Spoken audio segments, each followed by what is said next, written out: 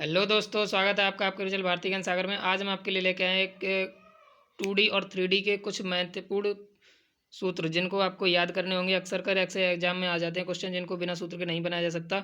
तो सूत्र जानने के लिए आपको मैं ये छोटी सी वीडियो है जिसको आप बार बार देखेंगे तो आपको रिपीटेशन में क्वेश्चन याद हो जाए, आंसर जो निकालने में बहुत ही समस्या नहीं होगी। और जो भी क्वेश्चन हैं वो इन्हीं सूत्र से आपको मिलते जुलते मिल जाएंगे। ज़्यादा सूत्र नहीं है, ज़्यादा से ज़्यादा 15 से 14 सूत्र हैं, उनको आप याद कर लीजिएगा अच्छे से। आकृति के अनुसार अगर हम समझेंगे तो ज़्यादा जल्दी हमें याद हो जाएंगे। चलिए स्टार्ट करते हैं। तो 2D के अंतर्गत हम पढ़ते हैं दो दिशीय संरचनाओं को। जैसे ये दो दिशीय संरचनाएं दी गई होंगी वो उन आकृतियों को 2D कहते हैं। 2D के अंतर्गत त्रिभुज, आयत, वर्ग, समबाहु त्रिभुज, विषमबाहु त्रिभुज, समकोण, ये चीज़ें आती हैं। ठीक है, तो चलिए स्टार्ट करते हैं। 2D के अंदर और वृत्त भी आता है 2D के अंदर। ठीक है, तो उन्हीं को हम देखेंगे 2D के अंदर, फिर 3D भी देखेंगे इसी वीडियो में। तो जुड़े रहिए चैनल के साथ और लाइक से सब्सक्राइब करते रहिए। चलिए स्टार्ट करते हैं। और देखिए त्रिभुज की हमें पता है त्रिभुज क्या होता है। त्रिभुज होता है कि तीन भुजाओं की आकृति। जैसे हमने ये त्रिभुज छोटा सा बना रखा है, इसको देखिए तीन भुजाओं की आकृति। समबाहु त्रिभुज होता है तीनों भुजाएं जिसकी समान हो, यानी अगर ये भुजा ए है तो ये भी भुजा ए होगी और ये भी भुजा ए होगी। पूछ देता है कि समबाहु त्रिभुज की ऊंचाई परिमाप ज्ञात कीजिए। तो परिमाप बराबर होता है √3a, सॉरी परिमाप बराबर क्या होता है परिमाप बराबर 3a, यानी जो तीन भुजाएं हैं ना, ये तीन भुजाएं हैं उनका योग। तो ए, तो इनको तीन कॉमन ले लिया, क्या हो गया 3a। तो परिमाप क्या हो गया हमारा 3a। तो समबाहु त्रिभुज का परिमाप क्या बताएंगे 3a। समबाहु त्रिभुज का परिमाप 3a, समबाहु त्रिभुज का परिमाप 3a। उसके बाद बात करते हैं क्षेत्रफल। क्षेत्रफल की बात क्या करेंगे, देखिए क्षेत्रफल कैसे निकालते हैं। क्षेत्रफल होता है √3/4 इंटू भुजा का स्क्वायर। ये देखिए भुजा है, ये दोनों भुजाएं कैसी हैं, ये दोनों भुजाएं ले रखी हैं, इनका वर्ग किया है, भुजा का वर्ग किया है, यानी भुजा का वर्ग इंटू √3/4, भुजा का वर्ग इंटू √3/4, ये क्षेत्रफल होता है समबाहु त्रिभुज का। बात करते हैं ऊंचाई की। तो ऊंचाई देखते हैं कैसे निकालेंगे। √3/2 इंटू भुजा, √3/2 इंटू भुजा, √3/2 इंटू क्या होता है भुजा, ये होता है ऊंचाई समबाहु त्रिभुज की। ठीक है, अब बात करते हैं अंतःवृत्त की त्रिज्या और बाह्यवृत्त की त्रिज्या। देखिए त्रिभुज दे दिया जाता है, त्रिभुज के अंदर एक वृत्त बना दिया जाता है, उस वृत्त की त्रिज्या अगर निकालना है तो हम बोलते हैं अंतःवृत्त की त्रिज्या। और अगर एक त्रिभुज बनाया और उसके शीर्षों को टच करता हुआ एक वृत्त बाहर की ओर बनता है तो उसको बोलते हैं बाह्यवृत्त। बाह्यवृत्त तो उसकी हमें त्रिज्या निकालनी होती है। तो अंतःवृत्त की त्रिज्या हमारी क्या होगी, आर बराबर a/2 into √3, a/2 into √3, a/2 into √3, ये होती है अंतःवृत्त की त्रिज्या। बाह्यवृत्त की त्रिज्या की हम बात करते हैं। बाह्यवृत्त की त्रिज्या क्या होती है, a/√3, a/√3। देखिए बाह्यवृत्त की त्रिज्या निकालना वेरी सिंपल है, a/√3। और a/√3 में अगर हम दो का भाग और लगा देंगे ए में, यानी जो हमारा ए बराबर क्या होता है भुजा, और भुजा में अगर हम दो से भाग दे देंगे और √3 का क्या कर देंगे भाग और उसी के साथ लगा देंगे, यानी √3 का दो के साथ भाग लगाएंगे ए भुजा में, तो हमें क्या मिलेगा अंतःवृत्त की त्रिज्या। ठीक है, अगर हम क्वेश्चन सूत्रों को समझ के याद करेंगे तो जल्दी याद हो जाएंगे। रटने से सूत्र याद होते हैं लेकिन इतनी जल्दी नहीं होंगे, अगर आप उनको समझ के याद करेंगे तो ज़्यादा जल्दी हो जाएंगे।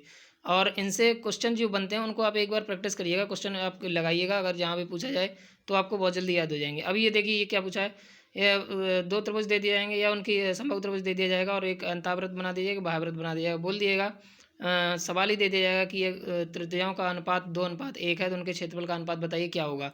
तो सीधा से याद रखिए, जब भी त्रिज्याओं का अनुपात दिया जाए आपको तो क्षेत्रफल त्रिज्या का वर्ग करना है। सीधा क्या करना है, त्रिज्या का वर्ग, और त्रिज्या का वर्ग करेंगे जैसे तो हमें क्या प्राप्त होगा, उसका क्षेत्रफल।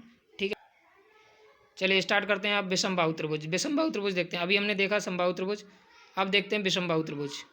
ठीक है, तो विषमबाहु त्रिभुज में क्या क्या देखेंगे। देखिए विषमबाहु त्रिभुज वही होता है कि तीन भुजाएं होती हैं। ठीक है, उनका हमें सबसे पहले परिमाप निकालना होता है। तीनों परिमाप का मतलब होता है तीन भुजाओं का योग। ये जो भुजाएं दी हैं परिमाप का मतलब है, अगर हम यहाँ से स्टार्ट करते हैं और ऐसे चल के आते हैं ऐसे और फिर भी इसी बिंदु पर आ जाते हैं तो उनके इसके द्वारा चली गई कुल दूरी कितनी तय की जो भुजाओं के अनुसार चला है। तो परिमाप क्या थी, भुजा ए, भुजा बी, भुजा सी। तो +a+b+c का योग जो है वो परिमाप हो जाएगा। अर्ध परिमाप पूछा जाता है तो परिमाप का आधा, परिमाप में दो का भाग लगा देंगे तो परिमाप हमें अर्ध परिमाप मिल जाएगा। अर्ध परिमाप जो हमारा एस से डिनोट किया जाता है, किससे किया जाता है, एस से। ठीक है, ये एस से, इसको बोलते हैं हीरोज फार्मूला, इसको बोलते हैं हीरोज फार्मूला। ठीक है, हीरोज फार्मूला इसको बोलते हैं। हीरोज फार्मूला के अंतर्गत कैसे लगाते हैं सूत्र को देखिए। पहले हमें एस निकालनी होती है। एस कैसे निकालते हैं, एस बराबर होता है अर्ध परिमाप। अर्ध परिमाप कैसे निकालेंगे, हमें तीनों भुजाएं पता होनी चाहिए, उनसे दो का भाग लगाएंगे उनके योग में तो हमें मिल जाएगा अर्ध परिमाप। अर्ध परिमाप में जब क्षेत्रफल निकालेंगे तो उसके कैसे निकालेंगे, तो अंडर रूट में होता है, अंडर रूट में होता है S into S minus A into S minus B into S minus C. तो ये हमें मिल जाता है अर्ध परिमाप का क्षेत्रफल। सॉरी समबाहु विषमबाहु त्रिभुज का क्षेत्रफल। विषमबाहु त्रिभुज का अगर हम क्षेत्रफल पूछा जाता है तो हम इस सूत्र से निकालेंगे। ये होता है हीरोज फॉर्मूला, ठीक है। इसको क्या बोलते हैं? हीरोज फॉर्मूला, ठीक है। बात करते हैं नेक्स्ट। देखिए समद्विबाहु त्रिभुज। समद्विबाहु त्रिभुज कैसा होता है? समद्विबाहु त्रिभुज वो होता है जिसकी दो भुजाएं समान हो। जैसे यहाँ देखिए ये भुजा है और एक ये भुजा, ये भुजाएं दोनों आपस में कैसी हैं? समान बता रखी हैं। मतलब नाप तोल नहीं, मैंने मान रखा है कि दो भुजाएं ये समान है, ठीक है। और एक ये भुजा बी है, तो इन भुजाओं को हमने ए से डिनोट किया दोनों को, क्योंकि ये कैसी हैं? समान है, इनकी माप समान है। तो इनका परिमाप कैसे निकालेंगे? 2a। देखिए ए कितने? 2 हैं, तो 2a और प्लस बी, तो 2a प्लस बी क्या हो जाएगा? परिमाप 2a प्लस बी।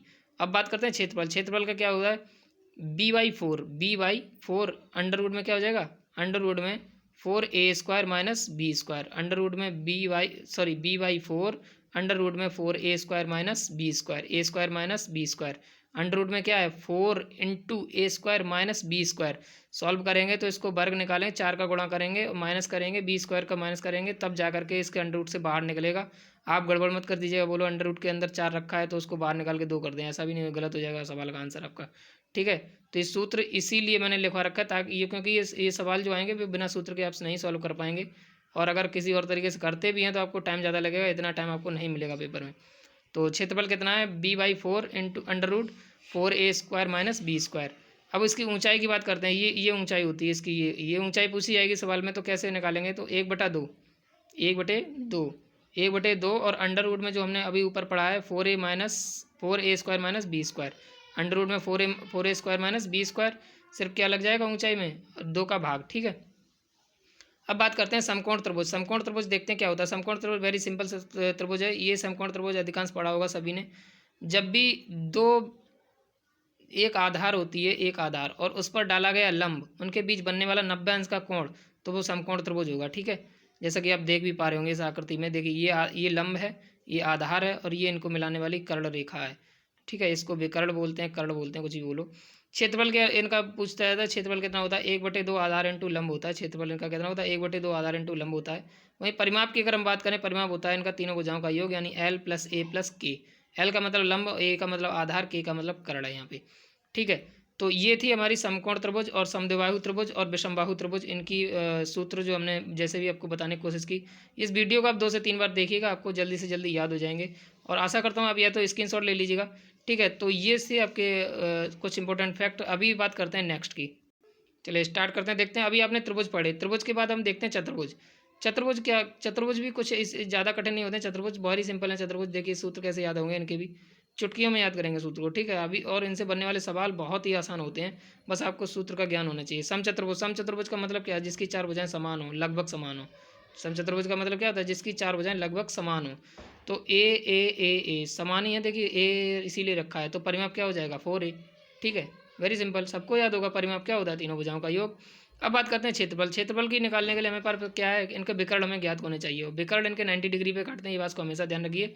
जिनके विकर्ण 90 डिग्री पे काटते हैं और इनके विकर्ण कितने काटते हैं? 90 डिग्री काटते हैं, तो वो क्या होता है? समचतुर्भुज। समचतुर्भुज विकर्ण कितना होता है? सॉरी, क्षेत्रफल कितना होता है? 1/2 d1 इंटू d2। d1 से हम डिनोट करते हैं विकर्ण को, d1 इंटू d2, यानी विकर्णों का गुणनफल बटे 2, विकर्णों का गुणनफल बटे 2 क्षेत्रफल होता है। विकर्ण की बात करते हैं, विकर्ण कैसे निकालेंगे?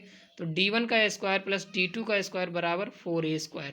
d1 का स्क्वायर प्लस d2 का स्क्वायर बराबर 4a²। यहाँ d1 और d2 आपको पता होगा, और a पता है आपको क्या है? a भुजा, d1 d2 है विकर्ण, और 4a क्या है कि a कितने? 4। यानी परिमाप में जो है उसका a का रूट करना है, यानी स्क्वायर करना है, ठीक है। a का स्क्वायर करना, रूट नहीं करना, a का स्क्वायर करना है, और उसके बराबर में निकालना है d1² प्लस d2²। इसको सॉल्व करेंगे तो यहाँ लग जाएगा वर्ग, a² बाहर निकाल के ऐसे निकालेंगे, तो कोई भी एक चीज़ दे रखी होगी आपसे, कोई चीज़ एक चीज़ पूछी गई होगी आपसे, और 3 चीज़ आपको दी गई होंगी क्वेश्चन में, ठीक है।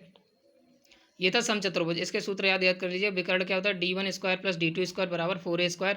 क्षेत्रफल है 1/2 इंटू d1 इंटू d2। परिमाप है 4a, ठीक है। अब बात करते हैं आयत की। आयत इज वेरी सिंपल। आयत का क्या होता है कि लंबाई होती है उसमें और एक चौड़ाई होती है। चौड़ाई को b से डिनोट करते हैं, लंबाई को l से डिनोट करते हैं, विकर्ण को d से डिनोट करते हैं, ठीक है। आयत की पहचान क्या होती है कि आमने सामने की जो भुजाएं होती हैं वो सब लगभग समान होती हैं। आमने सामने की भुजाएं क्या होती हैं? समान होती हैं। इसके साथ ये भुजा समान है, इसके साथ ये भुजा समान है। अब बात करते हैं परिमाप की। परिमाप क्या होता है? देखिए चारों भुजाओं का योग जो होगा उसका परिमाप होगा। परिमाप लेकिन हमने लिख कर रखा 2 इंटू l प्लस बी। अभी आप कैसे समझेंगे? देखिए l कितने? 2 हैं, b कितने? 2 हैं, तो यानी 2 यहाँ से कॉमन ले लिया, अंदर क्या बचा एल प्लस बी। इस प्रकार से बन गया हमारा परिमाप का सूत्र क्या बनेगा 2 इंटू एल प्लस बी। वहीं बात करते हैं क्षेत्रफल। क्षेत्रफल देखते हैं क्या होता है। क्षेत्रफल होता है लंबाई इंटू चौड़ाई एल इंटू बी। ठीक है। विकर्ण की बात करते हैं। विकर्ण क्या होता है। विकर्ण होता है इन जो लंबाई और चौड़ाई के वर्गों का अंडर रूट। लंबाई और चौड़ाई के वर्गों विकर्णों लंबाई और चौड़ाई के वर्गों का योग, उसका स्क्वायर रूट कर देंगे। ठीक है। तो L square plus B square under root में L square plus B square बराबर क्या निकलेगा विकर्ण किसका आयत का। हम किसका विकर्ण पढ़ रहे हैं आयत का। ठीक है। तो ये चीज़ें थोड़ी याद करने वाली होती हैं, जैसे विकर्ण पूछ लेते बाद बाकी लंबाई क्षेत्रफल और परिमाप लगभग सभी को याद होता है। ठीक है। अब बात करते हैं वर्ग की। वर्ग में बड़ी सिंपल है। वर्ग देखिए वर्ग क्या होता है। 4 भुजाएं समान होती हैं, चतुर्भुज की आकृति होती है, 4 भुजाएं समान होती हैं। जैसे इनकी देखिए ये भुजा है, एक ये भुजा है, एक ये भुजा है, एक ये भुजा है। तो परिमाप पता होगा आपको क्या होगा जब चारों भुजाएं समान है तो 4a। विकर्ण की बात करते हैं तो विकर्ण हो जाएगा √2 इंटू ए। या क्षेत्रफल की बात करते हैं तो क्या होता है भुजा स्क्वायर या ए स्क्वायर, भुजा स्क्वायर या ए स्क्वायर। लेकिन जब भी आपसे ये भुजा दी गई होगी तब, लेकिन अगर विकर्ण दे दिया गया और क्षेत्रफल पूछ दिया गया तो क्या सूत्र लगाएंगे D square upon 2, D square by 2। D मतलब विकर्ण, विकर्ण का वर्ग बटे 2। ठीक है। विकर्ण का वर्ग बटे 2, ये होता है हमारा वर्ग का क्षेत्रफल का सूत्र। व्यास की बात, वृत्त की बात करते हैं। वृत्त देखते हैं। वृत्त क्या होता है। वृत्त होती है एक सर्कल। सर्कल मतलब कि एक रिंग आकार में जो संरचना होती है उसको बोलते हैं वृत्त। वृत्त का क्या होता है। वृत्त में हमें निकालना होता है परिधि, परिधि के बाद निकालना होता है क्षेत्रफल, क्षेत्रफल के बाद हमें पता होना चाहिए कि व्यास क्या होता है और त्रिज्या क्या होती है। तो मैं आपको बता दूं जो जो वृत्त होता है, वृत्त के बीचों बीच से गुजरने वाली परिधि से दोनों सिरों से मिलाने वाली और केंद्र से होकर गुजरने वाली रेखा को वृत्त का व्यास कहते हैं। और उस व्यास का आधा भाग को त्रिज्या कहते हैं। उस व्यास के आधे भाग को क्या कहते हैं त्रिज्या। तो हमारी परिधि क्या हो जाएगी 2 पाई आर, क्षेत्रफल क्या हो जाएगा पाई आर स्क्वायर। पाई का मान हमेशा वृत्तीय संरचना में रखा जाता है। कहाँ रखा जाता है वृत्तीय संरचना में पाई का मान रखा जाता है। तो पाई का मान हमें पता होना चाहिए, या तो 22/7 होता है या क्वेश्चन में दिया गया होगा। ठीक है। पाई का मान अधिकांशतः क्या होगा 22/7। ठीक है। तो व्यास बराबर क्या होता है 2r, यानी त्रिज्या का 2 गुना क्या होता है व्यास, और त्रिज्या क्या होती है व्यास की आधी। ठीक है। d/2। क्षेत्रफल बराबर क्या हो जाएगा पाई आर स्क्वायर, परिधि क्या हो जाएगी 2 पाई आर। ठीक है। अब बात करते हैं अर्धवृत्त। अर्धवृत्त देखिए क्या होता है। अर्धवृत्त एक ऐसी संरचना होती है कि वृत्त का आधा भाग, यानी ये वृत्त है, इसको काट के इसके नीचे का भाग अगर निकालें तो अर्धवृत्त बन जाएगा। चलिए देखते हैं कैसा है। देखिए ये होता है अर्धवृत्त। अर्धवृत्त देख पा रहे होंगे जैसा कि आपकी ये अर्धवृत्त बना हुआ है। ठीक है। ये अर्धवृत्त है। ठीक है। कटोरे नुमा संरचना, कटोरी होती है जो खाना खाते हैं गाँव अपने घर में देखा होगा, तो वो कटोरी की जो संरचना होती है वो एक अर्धवृत्त ही है। ठीक। अब अर्धवृत्त की परिधि की बात करते हैं तो देखिए इसकी आर ये है, एक आर ये है, तो इसको क्या बोलते हैं पाई आर प्लस 2r। ये होती है परिधि पाई आर प्लस 2r। 2r क्यों, ये आर एक बार यहाँ से जुड़ेगी क्योंकि ये आर ऐसी होगी, ऐसे करके जा रही होगी, तो ये आर तो कुछ यहाँ पे होगी, और ये 2r यानी इसको काट दिया ना तो 2r हो गई। आर कैसी होगी अब 2 हो गई। क्षेत्रफल की बात करते हैं तो क्षेत्रफल क्या हो जाएगा पाई आर स्क्वायर बाई 2। क्षेत्रफल क्या हो जाएगा पाई आर स्क्वायर बाई 2। वैसे वृत्त का क्षेत्रफल होता क्या है पाई आर स्क्वायर, उसका क्या कर दिया आधा कर दिया क्षेत्रफल, बस वही निकल गया क्षेत्रफल आ गया। ठीक है। तो ये तो था आपका अर्धवृत्त का क्षेत्रफल, और अभी आपने अर्धवृत्त की परिधि पढ़ी। अब पढ़ते हैं बहुभुज। बहुभुज क्या चीज़ होती है। बहुभुज एक ऐसी संरचना है जो तीन भुजाओं से अधिक आकृति को, 3 या 3 से अधिक भुजाओं वाली आकृति को क्या कहते हैं बहुभुज। देखिए चतुर्भुज भी एक बहुभुज है, त्रिभुज ही एक बहुभुज है, लेकिन जब उससे ज़्यादा आकृति हो तो उसको कैसे निकालेंगे, तो उनका हमसे पूछा जाता है आंतरिक कोण। जब आंतरिक कोण पूछा जाएगा कोई भी प्रत्येक आंतरिक कोण का मान क्या होगा n-2 इंटू 180/n। n होती है संख्या उसकी, विकर्णों की संख्या। ठीक है। n क्या होगी संख्या, उनकी जो भुजाएं हैं उनकी संख्या, भुजाओं की संख्या क्या होगी n। तो n-2 into 180/n, n-2 into 180/2, यानी n से भाग लगाएंगे जो संख्या होगी, और n-2 इंटू 180 ये होता है प्रत्येक आंतरिक कोण का मान ज्ञात करने के लिए। और आंतरिक कोण का योग की अगर बात करते हैं तो n-2 इंटू 180, n-2 इंटू 180। देखिए n-2 इंटू 180 में जब हम n से भाग लगा देंगे तो हमें क्या मिलेगा आंतरिक कोण, और जब n-2 इंटू 80 रखेंगे तो क्या मिलेगा योग उसका, आंतरिक कोणों का योग। ठीक है। अब बात करते हैं बाह्य कोण। ये तो था आंतरिक कोण, ये क्या था आंतरिक कोण। अब बात करते हैं बाह्य कोण। बाह्य कोण कैसे निकालेंगे, देखिए बाह्य कोण होता है प्रत्येक बाहरी कोण बराबर 360 डिग्री इंटू 360/n, यानी जो n मतलब जो उसकी भुजाएं हैं उनका भाग लग जाएगा किसमें 360 में।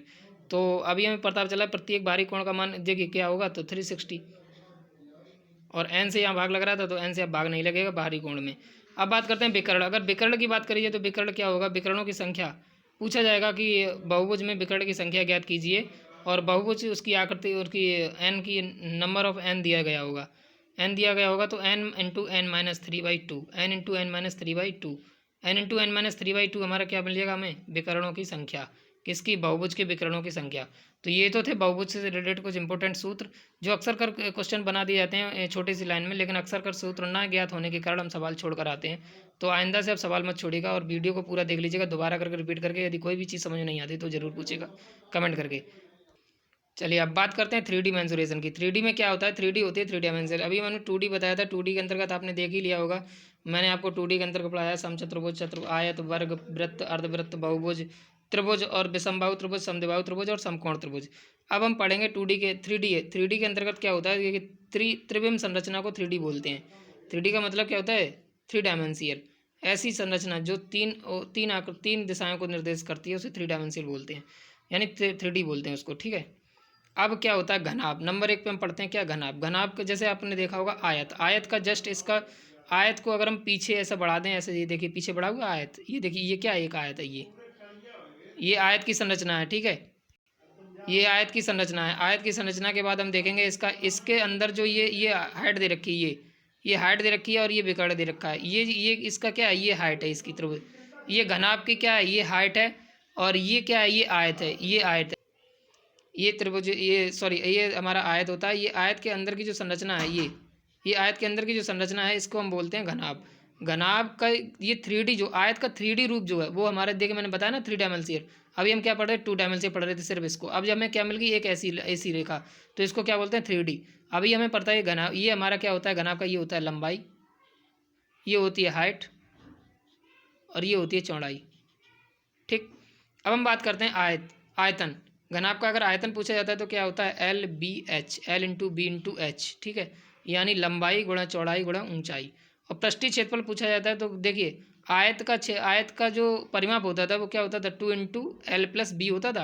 अब 2 इंटू एल प्लस बी में हम गुणा कर देंगे हाइट से, तो हमें क्या मिल जाएगा, पृष्ठीय क्षेत्रफल किसका, घनाभ का, ठीक है। संपूर्ण पृष्ठीय क्षेत्रफल क्या होगा, 2 इंटू जो ये सतह हैं, ये वाली सतह, एक सतह ये होगी बाहर की, इसके जस्ट पीछे की सतह ये वाली, फिर ये सतह, ये वाली सतह, ऊपर वाली सतह, नीचे वाली सतह, तो हमें कितनी 6 सतह मिल जाएंगी। देखिए 2 और 2 4 और 2 6 सतह मिलती हैं। तो इसलिए हमारे यहाँ पे क्या होता है, 2 बार हर चीज़ को हम काउंट करते हैं तो 2 कॉमन ले लेते हैं, तो L plus B, L into B plus B into H plus L into H, ठीक है। तो इनको एक बार इनको मल्टीप्लाई करके हम क्या निकालते हैं, संपूर्ण पृष्ठीय क्षेत्रफल।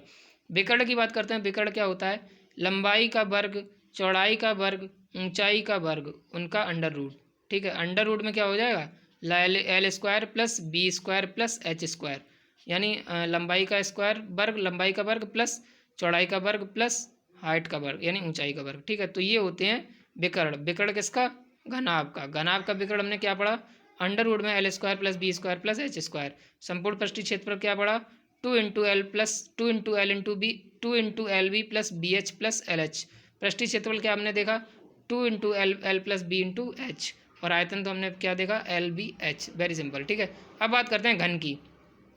घन क्या होता है, एक वर्ग होता है, वर्ग की 3 डायमेंशनल संरचना को क्या बोलते हैं, घन। वर्ग की 3 डायमेंशनल संरचना को क्या बोलते हैं, त्रिविम संरचना को क्या बोलते हैं, घन। तो घन का हमें क्या पता होना चाहिए, घन के हमें आयतन पता होना चाहिए, घन का पृष्ठीय क्षेत्रफल पता होना चाहिए, विकर्ण पता होना चाहिए, संपूर्ण पृष्ठीय क्षेत्रफल पता होना चाहिए, ठीक है। तो घन का हम देखते हैं, घन क्या होता है, घन हमने देख ही लिया कैसा, हमने चित्र में आप देख ही पा रहे होंगे। ऐसी संरचना को घन बोलते हैं। जैसे कोई बॉक्स आता है, जैसे जूते का डिब्बा होता है, वो किस में चला जाएगा, घनाभ में। लेकिन कोई ऐसी संरचना जो चतुर्भुज के रूप में हो, चतुर्भुज की जैसी, और पूरी कैसी हो, 3 डायमेंशन, उसमें कुछ रखा जा सकता हो, तो वो कैसे हो जाएगी, घन, यानी घन की आकृति। जैसे आप पासा देखते होंगे, पासा क्यूब, ठीक। तो इसका क्या होता है, ए ये चारों भुजाएं बराबर होंगी, तो इसको क्या हो जाएगा, घन का आयतन क्या हो जाएगा, 3a, यानी ए का क्यू, ए का क्यू क्या हो जाएगा, आयतन। पृष्ठीय क्षेत्रफल की बात करते हैं तो पृष्ठीय क्षेत्रफल क्या हो जाएगा, पृष्ठीय क्षेत्रफल मतलब होता है कि इसके ये सतह और इसके बाहर ऊपरी सतह, नीचे की सतह, साइड की सतह, इधर की सतह, तो सतह कितनी हो गई, 4 सतह हो गई उन भुजाओं का वर्ग। 4 इंटू ए स्क्वायर। विकर्ण की बात करते हैं तो विकर्ण ऐसे पूछ लिया जाता है कि घन के अंदर सबसे लंबी छड़ रखी गई, उसकी लंबाई ज्ञात कीजिए। तो हमें कैसे ए दिए, उसका क्या दिया हुआ है, भुजा दी हुई। अगर उसका घन का भुजा इतनी सेंटीमीटर है तो उसके अंदर ज्ञात कीजिए सबसे अधिकतम लंबाई की छड़ कितने मीटर की रखी जा सकती है। तो कैसे निकालेंगे, √3 इंटू ए। और संपूर्ण पृष्ठीय क्षेत्रफल अगर बात करते हैं यानी 6 भुजाओं का, उसका 6 सतह का उसका क्षेत्रफल पूछा जाएगा, संपूर्ण पृष्ठीय क्षेत्रफल। तो क्या हो जाएगा 6 इंटू ए स्क्वायर। और सब पृष्ठीय क्षेत्रफल पूछा जाएगा तो 4 इंटू ए स्क्वायर। संपूर्ण पृष्ठीय क्षेत्रफल पूछा जाएगा तो 6 इंटू ए स्क्वायर। ठीक है। अब बात करते हैं बेलन की। हमने घन पढ़ लिया, घनाभ पढ़ लिए, अब पढ़ते हैं बेलन।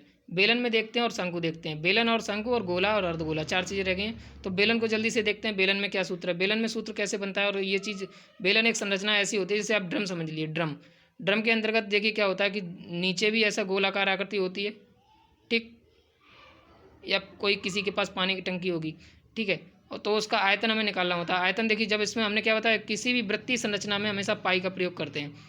तो वृत्त मतलब सर्कल जब होगा तो उसमें पाई भी लगेगा। और आर स्क्वायर, क्योंकि आर यहाँ भी है, आर यहाँ भी है, तो आर स्क्वायर। और हाइट है तो हाइट एच, तो उसका क्या निकाल गया हमने, आयतन। आयतन निकालने का हमेशा एच का उपयोग होगा किसी न किसी रूप में। पृष्ठीय क्षेत्रफल की बात करते हैं तो पृष्ठीय क्षेत्रफल इसके ऊपर का क्षेत्रफल और इसकी सतहों का क्षेत्रफल। तो पृष्ठीय क्षेत्रफल क्या हो जाएगा, 2πr/h। देखिए 2πr क्या होता है, 2πr क्या होता है, वृत्त की परिधि, उसमें एच से गुणा कर दिया, पृष्ठीय क्षेत्रफल निकल गया। ठीक है। संपूर्ण पृष्ठीय क्षेत्रफल क्या करते हैं, 2πr हमें पता है, उसमें h+r से क्या कर दिया गुणा, h+r से क्या कर दिया गुणा, h+r से क्या कर दिया गुणा, किसमें, वृत्त की परिधि में। 2πr होती है वृत्त की परिधि, अभी हमने पढ़ी थी इससे पीछे। तो वृत्त की संपूर्ण पृष्ठीय क्षेत्रफल बेलन का क्या हो जाएगा, 2πr × h+r। बात करते हैं अब शंकु की। शंकु की भी देखते हैं, शंकु में क्या होता है। देखिए ये जो ये बेलन था, बेलन यहाँ से अगर हम ऐसे मान लें, ऐसे करके इसको काट देते हैं, या यहाँ से यूँ करके, ये देखिए ये काट दिया ना, ये दिख रहा होगा आपको वीडियो में, जैसे ये मैं बेलन को यहाँ से काट दूँ, इसका ऊपरी भाग खत्म कर दूँ, तो हमारे पास ये चीज़ बचेगी। वही हमारा क्या बन के आ जाता है, शंकु। तो हमें क्या चीज़ मिलती है, एक तो ये जो हाइट थी हमारी, ये वाली जो हाइट थी, वो अब हमें एक त्रियक ऊंचाई मिल गई। इसको एल को बोलते हैं क्या, त्रियक ऊंचाई, त्रियक ऊंचाई, इसको डिनोट करते हैं स्मॉल एल से। तो त्रियक ऊंचाई हमें मिल गई। त्रियक ऊंचाई के बाद हमें मिल गया इसका हाइट तो हमें ये दे रखी थी पहले, यहाँ पे देखिए, ये मैं इसीलिए एक साथ पढ़ा रहा हूँ ताकि इससे समझ में आए कि आपको शंकु कैसे बना है। और अब बेलन से ही शंकु बना है, इस चीज़ को याद रखिए। अब देखिए बेलन का आयतन क्या था, πr²h। तो इसका तिहाई भाग होता है, ये शंकु क्या होता है, बेलन का तिहाई हिस्सा होता है, यानी 1/3 × πr²h। ठीक है। तो ये क्या हो गया, शंकु, ये हो गया आयतन शंकु का। अब बात करते हैं पृष्ठीय क्षेत्रफल। देखिए पृष्ठीय क्षेत्रफल में हमें पता था, यहाँ पे क्या था, πr/h था, 2πr/h था बेलन में। अभी यहाँ पे क्या हो गया, πr/l हो गया। देख h हट गया, यहाँ का ये वाला h हट गया। कि अब हम पृष्ठीय क्षेत्रफल निकालेंगे तो क्या, हमें पृष्ठीय क्षेत्रफल मतलब होता है बाहरी सतह पर अगर कोई लेप लगाने को बोले शंकु जैसी संरचना पे, तो आप किस पे लगाएंगे, यही तो लगाएंगे। ये जो एक तंबू देखिए, तंबू, और तंबू को अगर उठा के कौन, या जो कोई टोपी होती है, शंकु एक वो समझिए जो बर्थडे वाली टोपी होती है, बर्थडे मनाते हैं, जन्मदिन मनाते हैं, उनमें जो टोपी का यूज किया जाता है, वो एक शंकु का सबसे बड़ा अच्छा उदाहरण है। तो उसकी देखिए नीचे की सतह जो होगी वो ऐसी होगी, ठीक, नीचे की सतह कैसी होगी, गोलाकार, और उसकी जो दोनों साइड से ऐसी एल होगी, स्मॉल एल, त्रियक ऊंचाई। ठीक है। तो उस त्रियक ऊंचाई का उपयोग होगा, और वृत्तीय संरचना है तो पाई का होगा, और त्रिज्या का होगा उपयोग। तो हमें क्या मिल जाएगा, पृष्ठीय क्षेत्रफल। सिंपल। संपूर्ण पृष्ठीय क्षेत्रफल की बात करते हैं। संपूर्ण पृष्ठीय क्षेत्रफल कैसे निकालेंगे, देखिए संपूर्ण पृष्ठीय क्षेत्रफल बराबर हो जाएगा πr, कोष्टक में क्या हो जाएगा, l+r। यहाँ पे हमारा क्या था, HR, यहाँ पे हो जाएगा LR, क्योंकि H हमारा क्या चला गया, छिप गया है, क्योंकि हमें पृष्ठीय क्षेत्रफल हमेशा है। पृष्ठीय क्षेत्रफल की बात करें, संपूर्ण पृष्ठीय क्षेत्रफल, तो उस आकृति के बाहर की ओर की हमें चीज़ों को गणना की जाती है। ठीक है। तो H हमारा क्या हो गया, छिप गया इसमें, तो πr × l+r, यानी πr के साथ गुणा किसका हो जाएगा, त्रियक ऊंचाई और त्रिज्या का गुणा, त्रियक ऊंचाई और त्रिज्या का योग का गुणा। ठीक है। अब बात करते हैं गोला और अर्धगोला, इनको भी एक साथ देखेंगे तो सूत्र में याद करने इसलिए। ठीक है, चलिए स्टार्ट करते हैं। गोला देखते हैं, गोला क्या होता है। गोला एक ऐसी संरचना होती है जैसे व्रत होता है, तो व्रत होता है कि किसी भी, अगर हम वृत्ताकार संरचना को धरती पे देख सकते हैं, लेकिन गोले को क्या होता है, गोला ठोस होता है। ये एक ठोस गोला है। ठीक है, क्या है, एक ठोस है, इसमें अंदर कुछ भरा हुआ है, ये ठोस है मान लीजिए। ठीक है। जैसे आपने कभी खेल कूद में भाग लिया हो तो गोला फेंक प्रतियोगिता कराई जाती है, तो वो जो मिलता है ना, वो ठोस गोला होता है। ठीक, उसी का सिद्ध रूप है ये गोला।